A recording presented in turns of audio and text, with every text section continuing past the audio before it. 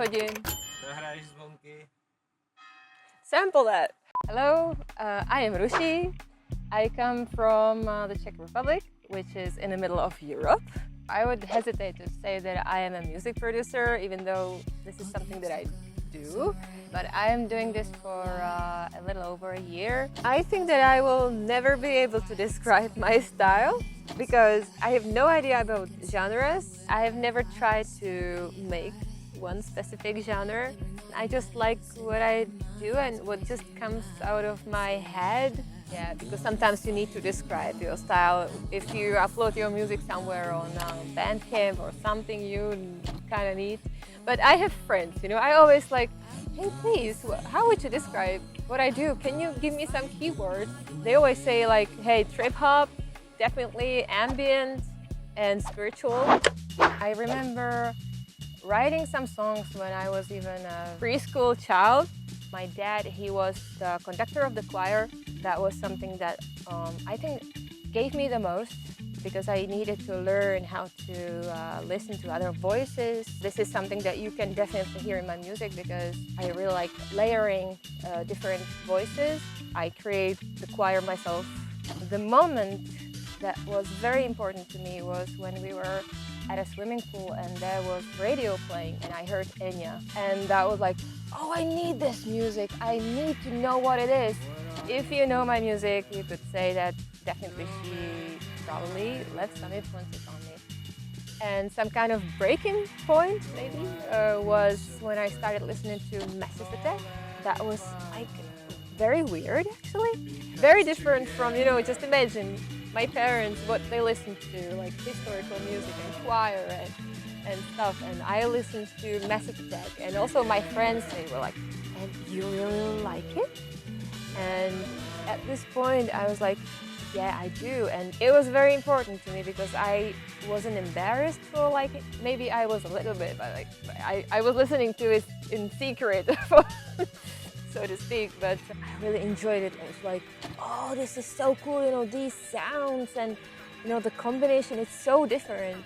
I even drew the music because I have synesthesia.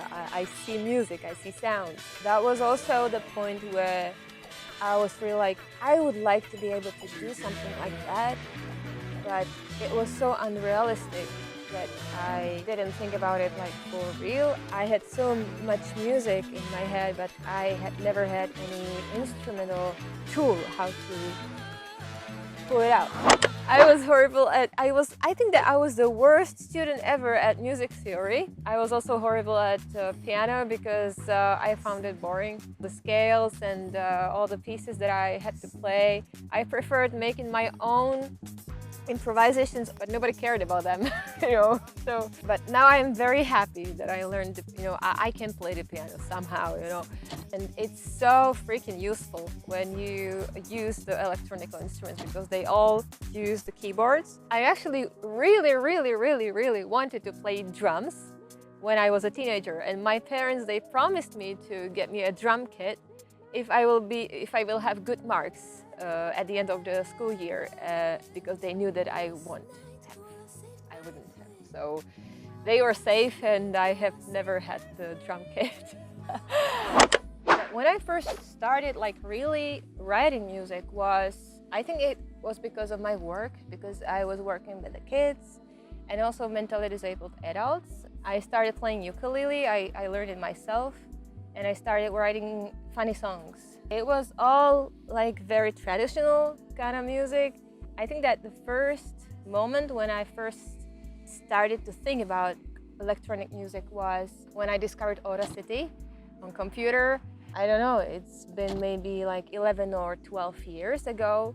I started layering the vocals, you know, like overdubbing, and I loved that so much. At this point, I started to think how I could make this better, or how could I do it more seriously, and I had no clue, I had no idea. So I discovered Koala because of my work as a lecturer in the area of art and music education, and I try to show teachers and the kids how they can use technology creatively.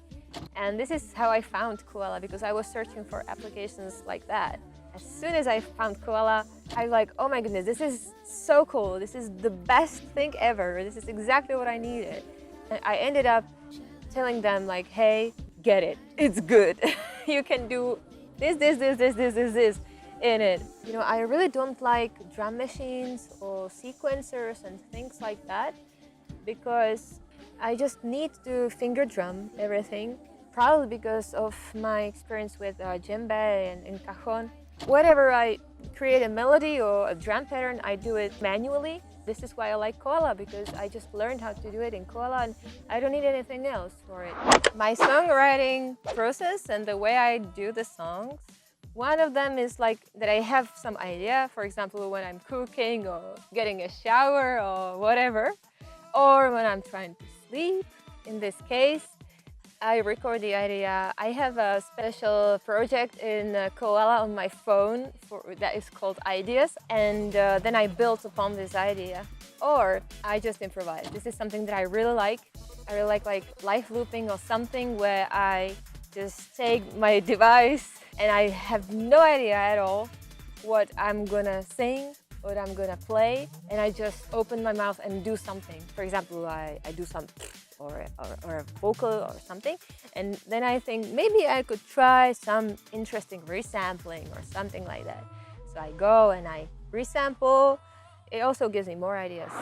I have never released an album, but I've released a couple of singles, and the last one is actually pretty interesting because this is a song that I made on my phone Koala, only with my voice and the sounds that I did with my mouth, because this is something that I really like to do in Koala, and this is how I started with Koala. And I did this song as the anniversary of me discovering the potential of Koala, but I decided to make it on my phone again. It was very challenging, but I really like this song. And you can find it on Bandcamp and on my YouTube, where you can also see, you know, the screen recording of the song. And I also made a little tutorial on how to make a cool bass from a female voice like mine. Koala creative community and the Beatcast, I don't know how to describe it. Huge thing in my life. When they first invited me, it was when I published my first song that I ever created in Koala. I felt like, what is that? I have never heard about anything about musical communities and anything like that. I was like, no, I'm not gonna do that. It's too complicated. It's too fancy, or I don't know. But I was like, oh, well, maybe I should try. So I did, and they started encouraging me, and it took me a couple of weeks when I started to believe them that maybe they are right, because I really didn't think that anything that I did was good enough or valuable or something. But then I understood what the community is all about. If you are an artist, you know that it's sometimes pretty difficult to be understood by your family, by your friends, by your normal people. And these people were all, I call them aliens. So I also found my best friends there. You know, they also taught me everything. You know, when I first started thinking of electronic music, I didn't know what fader was, what EQing was, anything. So they taught me everything. They were like my personal teachers, everyone. So I'm very grateful. I would never thought of collaborating with somebody from United States or from United Kingdom or Israel. It's incredible. There are bands that are made of people from 3 different continents, and this is also something that I always show teachers and the kids, to know that this is how we can use the technology. This is also the reason why I invest my time and energy into the community, because I found it very, very valuable. When I am making my submissions for a flip challenge, this is when I have a sample and I need to flip it. This is something I have never heard of. I had to Google what the flip is to understand what I'm actually doing. When I first created a track in Koala, I made it with only my voice and just some sounds that I made with my mouth. I made 2 tracks like that. And when I was creating the third one, it was already a flip for the flip challenge. I would never thought about taking a sample from YouTube or something like that and to process it, to cut it and use it like that. I never heard of it. So that was for the first time I tried it.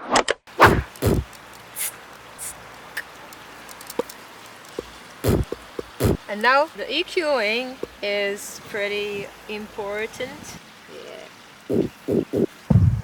Yeah, this is not bad. Yeah, and then resample it. Yeah, it sounds pretty cool. And if I want to create some vocal effects, you know, as I showed you earlier, I do like, for example, na na na na na. Then I EQ it a little bit. Now I do like reverb all the way up.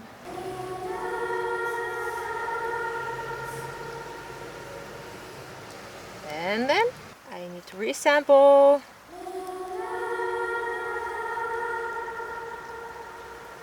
And it sounds nice. I like it. And this is how I work. I am very grateful that we have Koala Sampler. I think that sometimes we think that applications, you know, the apps, it's just something intangible, not valuable, or an app is also a creation, it's a masterpiece. And it's also another instrument or tool for creation. Thank you, Marek, for that. Please continue your work. The whole community and everyone who likes Koala, we are very curious about the future of Koala. But what I always say is also that if you ever need to unstuck yourself, go to Koala. Like really. You know, I have been using Koala for more than a year and I just learned something new like 3 days ago. You can always invent something new and you can share it with others within the community, and it's the most beautiful thing.